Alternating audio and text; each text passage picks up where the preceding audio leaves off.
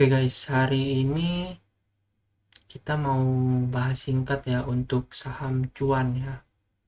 Oke, langsung aja tanpa pakai basa-basi lagi, kita langsung meluncur ke TKP. Oke, cuan Petrindo Jaya Kreasi Tbk ini perusahaan punyanya Pak PP ya, Pak Prajogo Pangestu, yang lagi viral juga ya. Oke, kita lihat ini cuan untuk harga sahamnya ada di 1530 ya, naik 5,52% dari sesi sebelumnya ya. Naik poinnya itu 80 poin, untuk angka persentase naiknya 5,52% ya. Ini di hari Rabu ya, Rabu 6 Agustus. Terus kalau kita lihat untuk volume perdagangannya itu ada di 500, kita buletin nah 530 juta lembar ya. Jauh di atas rata-rata volume yang rata-ratanya 250 juta.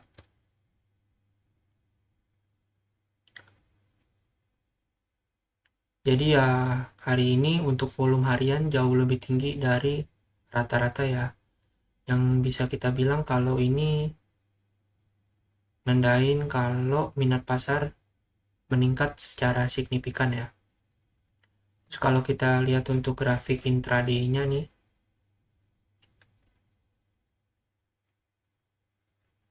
ini menunjukkan kenaikan yang lumayan signifikan ya. Di pagi hari jam 9, untuk puncaknya di sekitar 1550 ya. 1550. Terus ada sedikit turun. Saran sini nih ada sedikit turun. Namun stabil lagi ya, tapi stabil lagi di sesi sore menjelang penutupan. Sini stabil lagi nih. Menjelang penutupan stabil sini. Nah, kita coba cek ya, ini ada berita ini dari Bloomberg Technos ya. Dari Bloomberg Technos si Pak Prajogo Pangestu ada lepas saham cuan ya, sekitar 1,4 T untuk tambah free float. Jadi ya si Pak PP ini melepas saham cuan sebesar 1,4 T itu buat menambah jumlah saham yang beredar di masyarakat atau free float. Jadi ini ada sambungannya ke berita yang MSCI ya. Jadi lagi ada isu-isu masuknya saham cuan ke dalam indeks yang bergengsi ya. Nah, si Pak PP ini juga di 1,4 T ini saham yang dilepas itu harganya 1450 ya. 1450. Terus porsi kepemilikan si Pak PP di saham cuan ini juga berkurang dari sebelumnya 95,51 M, setara 84,96%, sekarang 94,51 M. Kalau persentasenya 84,07% ya. Berkurangnya dikit banget.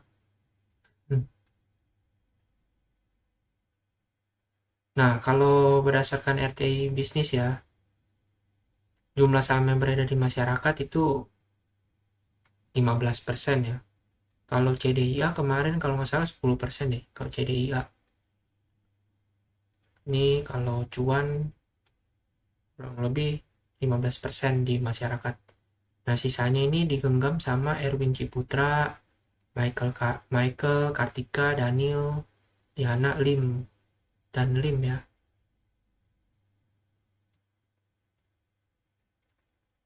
Nah, mereka ini nggak lebih dari 0,1% saham ya yang digenggam. Terus si Cuan sendiri di sini di berita juga bilang kalau mau rebalancing index bergengsi Morgan Stanley ya, MSCI.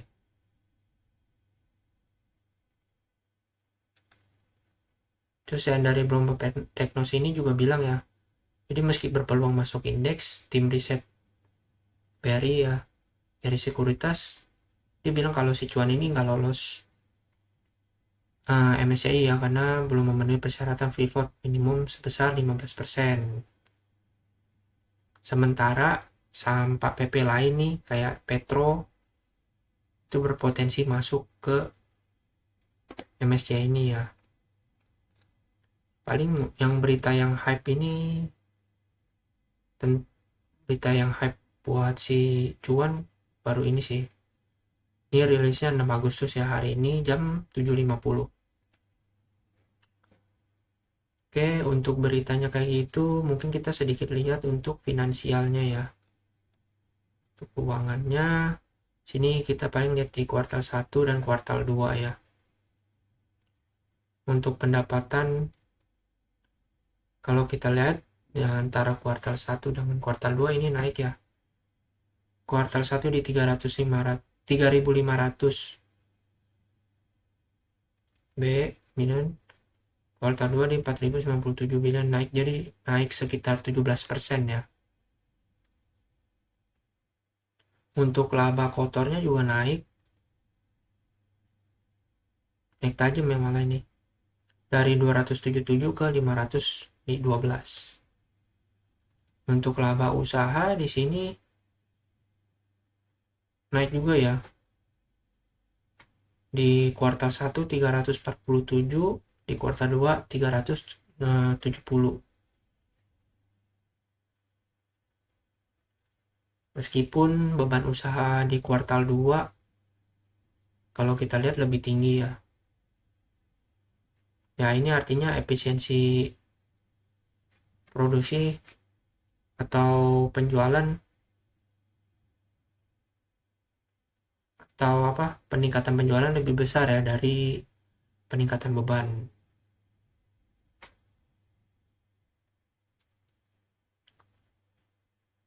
Untuk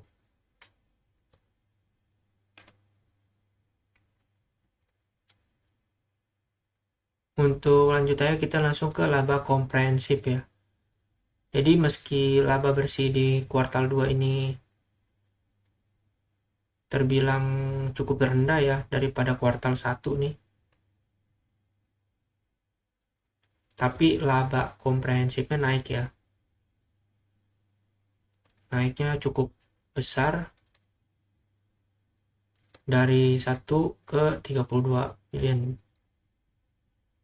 berkat ada pendapatan komprehensif lain ya di sini nih. Jadi ya secara finansial ya, kalau kita bisa simpulin, untuk pendapatan sama operasionalnya ini di kuartal 2 membaik ya. Tapi laba bersihnya cenderung turun tajam karena beban lain-lainnya membengkak. Untuk kinerja totalnya ya, secara data ini tetap positif, jauh lebih baik dari di kuartal 1. Oke, kita lanjut ke, mungkin kita lihat di order book ya. Nah, untuk order book harga pembukaan hari ini itu di 1475. Harga penutupannya harga penutupan hari sebelumnya itu 1450 ya. Terus untuk harga tertinggi sama harga terendah hari ini di 1600 tertinggi, terendahnya 1470. Untuk total transaksinya hari ini 5,3 juta lot ya. Nilai transaksinya value-nya 816,9 M di sini ya. Terus kalau kita lihat lagi untuk rata-rata volumenya di 1542 ya, 1542.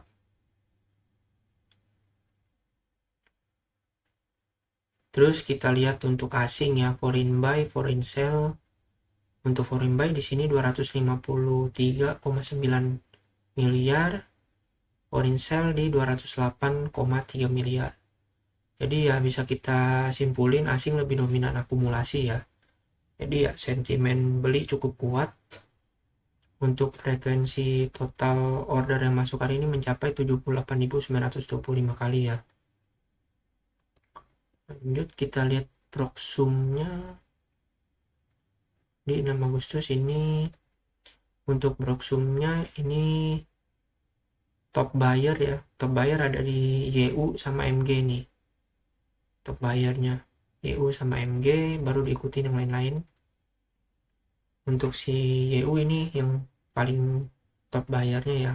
Untuk YU ini dari PT TGS International Sekuritas ya, dengan value-nya 34,2 M, ada di 218.100 slot, sekitar 21,8 juta lembar saham lah ya.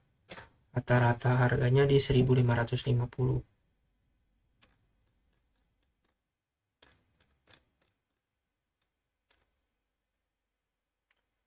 Nah kalau kita lihat lagi untuk top sellernya ada di CC ya, baru diikutin ada Exa sama PO.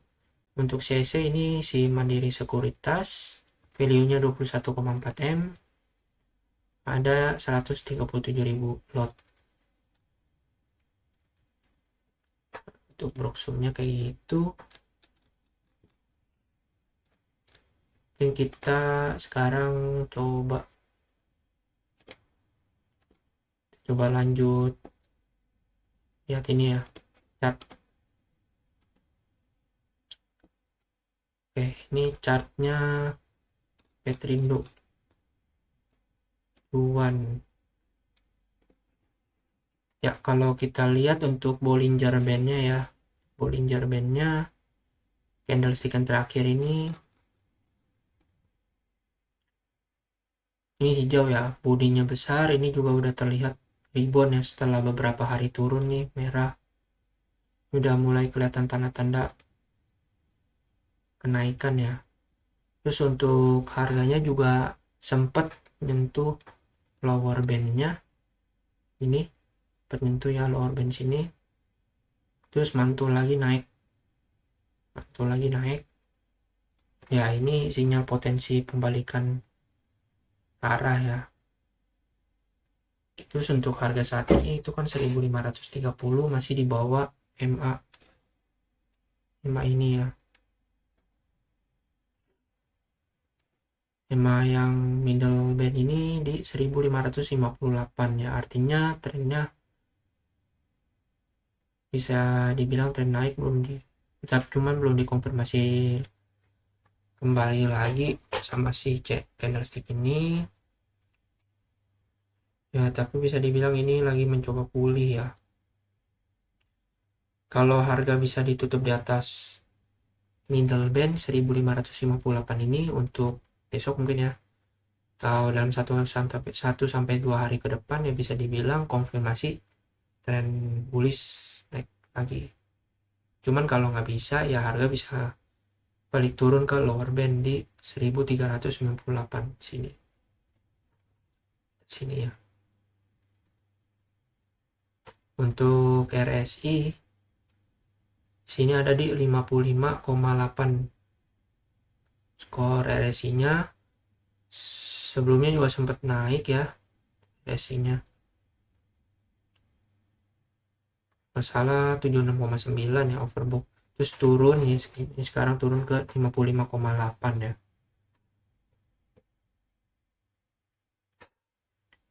Kalau kita lihat untuk RSI-nya ini belum terlalu kuat ya untuk bilang uptrend penuh, cuman ada potensi reversal naik. Untuk volume candle hari ini juga berwarna hijau di sini, lebih tinggi dari hari sebelumnya. Untuk volume hari terakhir di 529,7 juta, lebih tinggi dari rata-rata 20 hari 343 juta ya. Terus kalau kita lihat untuk volumenya juga udah di atas garis biru ini ya. Ya indikasinya pembeliannya kuat dan bullish, juga didukung sama volumenya cukup tinggi. Jadi bisa dibilang ini pembeliannya kuat dan tren bullish. Untuk skenario arah harganya ya ini disclaimer on ya, kalian bisa analisa sendiri, ini juga bukan ajakan beli atau jual ya. Kemungkinan skenario bullishnya mungkin RSI-nya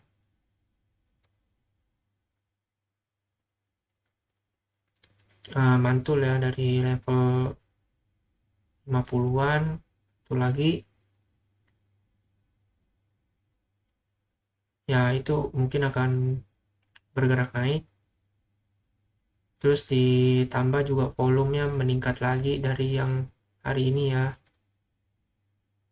dan candlenya juga hijau di sininya candle. Terus untuk yang di sini di Bollinger Bandnya juga memantul ya. Kalau skenario nya kayak gitu ada potensi harga akan cenderung naik ya, buat menguji resisten di 1558 nih ya. Kalau bisa tembus sama bertahan di atas itu ya trennya bisa lanjut naik lagi. Tapi kalau harganya gagal nembus 1558 yang middle band ini, terus RSI-nya malah turun lagi di bawah 50 ya, ini bisa balik lagi melemah ya. Cuman volume tinggi hari ini itu jadi penyangga kuat ya, kalau turun pun kemungkinannya juga terbatas. Lanjut kita lihat untuk MACD nya. Untuk garis MACD nya di 50,41 ya. Terus untuk signal lainnya 77,89 yang merah. Histogramnya di sini negatif dan merah ya, negatif 27,48 ya. Artinya kalau kita lihat garis MACD nya ada di bawah garis sinyal.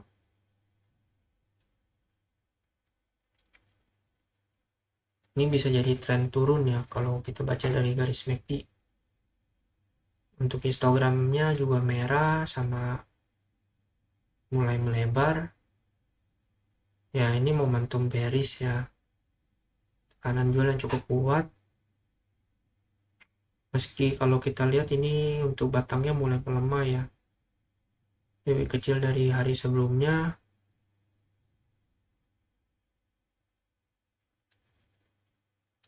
Cuman untuk bentuk grafiknya si garis MACD sama sinyal lain ini mulai mendekat ya, mulai mendekat. Kalau ini berlanjut ya bisa terjadi bullish crossover.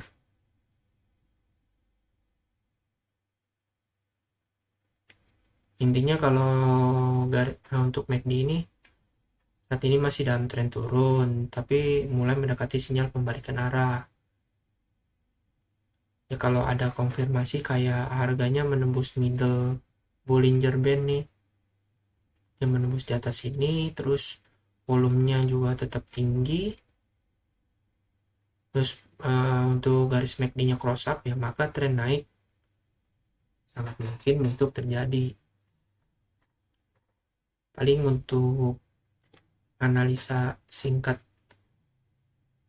saham cuannya kayak gini dulu aja. Oke, jangan lupa like dan subscribe. See you the next video guys.